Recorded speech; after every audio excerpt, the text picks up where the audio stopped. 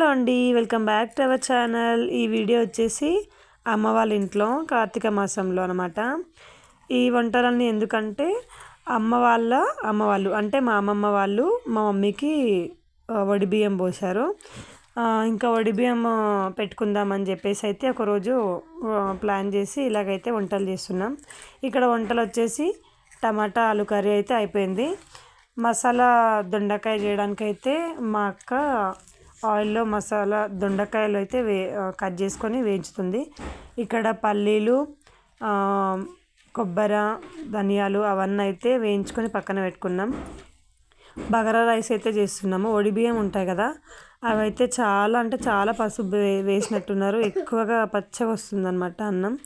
ఇంకా వాటిని అయితే బగారన్నం అయితే చేసేసాం. ఇంకా సాయంత్రం వరకు చాలామంది అయితే వచ్చారు భోజనాలు చేయడానికి. కార్తీక మాసంలో వనభోజనాలు చేయడానికి బయటకైతే వెళ్తూ ఉంటారు కదా. ఇంకా మాకైతే ఈసారి భోజనాలు అయితే ఇలాగే అయిపోయిందనమాట ఇంట్లోనే. మధ్యాహ్నం వచ్చేసి పిల్లలు ఇలా పెట్టుకొని అన్నం తింటున్నారు. పిల్లలతో అన్నం తినిపించడం అనేది అంత ఈజీగానే కాదు. ఇక్కడ మిర్చిలు అయితే వేస్తున్నాము, ఆమ్చూర్ పౌడరు అలాగే సాల్ట్ కలిపేసి మిర్చి అయితే చేస్తున్నాము. పప్పుచారు వాటినితోనైతే తింటారు కదా, సో ఇలా కాంబినేషన్లో ఏదో ఒకటి ఉంటేనే బాగుంటుంది. అందుకని అయితే మిర్చి అయితే వేస్తున్నాము. పక్కన ఏదైనా సౌండ్ వస్తే మాత్రం ఇగ్నోర్ చేయండి. మేము మ్యాక్సిమం అయితే అందరం కలిసి చేసుకుంటాం ఏదైనా అమ్మ వాళ్ళ ఇంట్లో అకేషన్ ఉంటే.